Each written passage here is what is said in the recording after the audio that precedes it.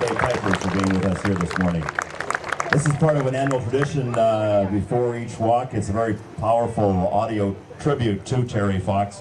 Listen in to this audio tribute to a true Canadian hero, Terry Fox.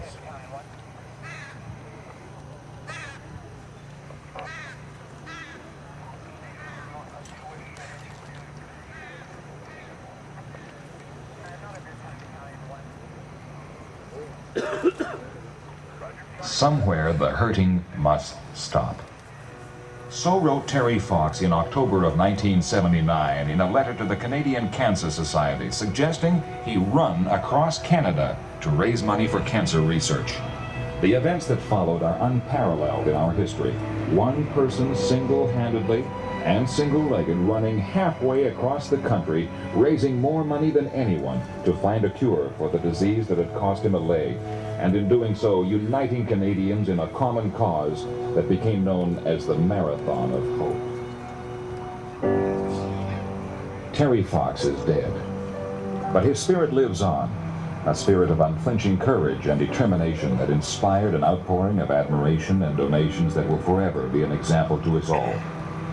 Terry Fox's battle with cancer began when he was 18, when a searing pain in his right knee, which had bothered him for weeks, became so bad he couldn't get out of bed. Within hours, the diagnosis was made: osteogenic sarcoma of the knee, and the treatment was prescribed: amputation of his right leg above the knee. At the age of 18, it was stunning, and he cried. But hours before the amputation, the same basketball coach who had told Terry years earlier he was too small to make the team, only to later eat his words as Terry not only made the team but was named Athlete of the Year. The same coach told him of a one-legged runner who had finished the New York Marathon. And that night, Terry had a dream that he would run right across Canada. He knew it was just that, a dream, but his dream became a fixation, and within months his fantasy began to take shape. In February of 1979, he began training with his first run lasting 1/2 mile. By the end of 8 months, he was up to 13.5 miles a day and adding half a mile a week. He lifted weights to develop his upper body and experimented with various artificial limbs to find one that would stand up to the strain. In April of 1980, with more than 3,000 training miles behind him, Terry and his family flew to St. John's, Newfoundland. And on the Saturday afternoon of April 12th, Terry dipped his artificial leg into the Atlantic Ocean at the St. John's waterfront, and his Vancouver destination was 5,300 miles away. The first few days were plagued by high winds, snow, and freezing temperatures, but Terry soon developed a pace of at least 25 miles a day, a pace that prompted some to urge the Cancer Society to quit pushing him, until he made it known the pace was not theirs, but his. June 21st, 7 weeks after he started his Marathon of Hope, Terry crossed into Quebec and into much better weather, and his mood picked up.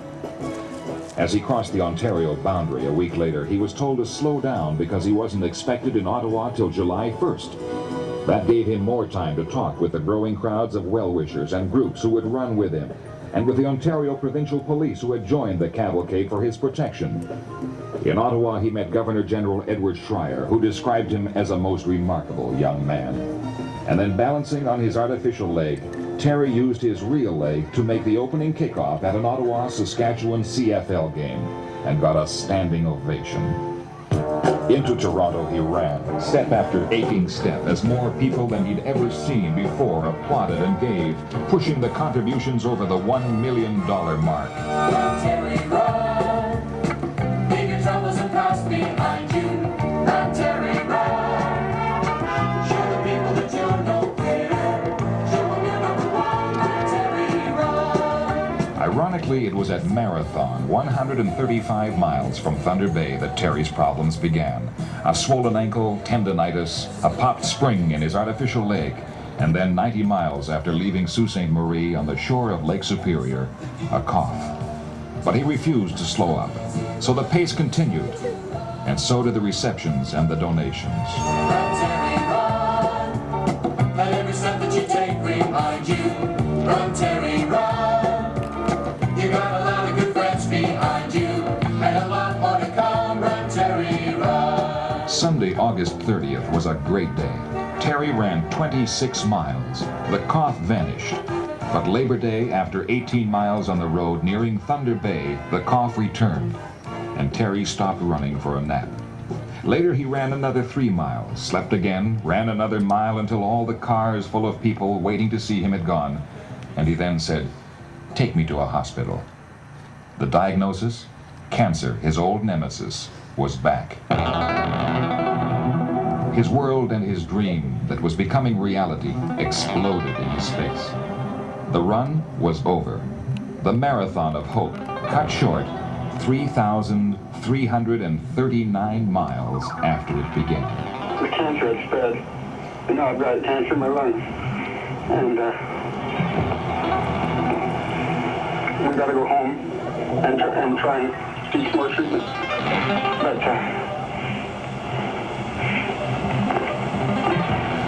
all I can say is if there's any way I can get out there again and finish it, I will.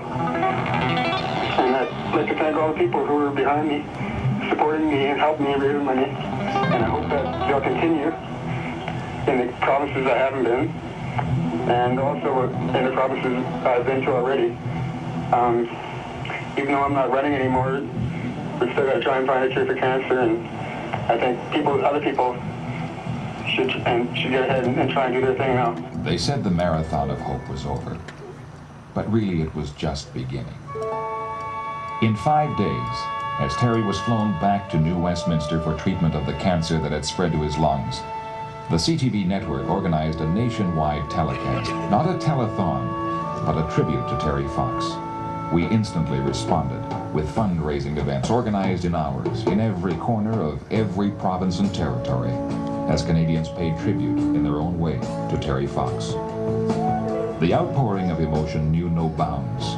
People who had pledged $10 pledged $100. Others doubled, tripled, and quadrupled their giving, and they're hoping that Terry Fox would someday be able to finish his marathon of hope. As the chemotherapy continued, Terry responded, and so did the country's leaders. Governor General Ed Schreier flew out to name him a Companion of the Order of Canada, the country's highest honor. And Premier Bill Bennett made him a member of the Order of the Dogwood, British Columbia's highest award. But a happy ending was not in the wings. February 2nd, his doctors announced he was dying, and that only a miracle would save him. And now Terry Fox is dead, a victim of the killer disease he, like no other, tried to beat. A victim? Yes. But a loser? No. Terry Fox showed us what we can be with hope, determination, and inspiration from within. And in a few shining, unforgettable months, ran his way into our history, our memories, and our hearts. Yeah, I got to set my goals high, because I believe in miracles. And in the end, the love you take is equal to the love you make. Terry Fox. For him, the hurting has stopped. For us, it's just beginning. And the marathon of hope continues.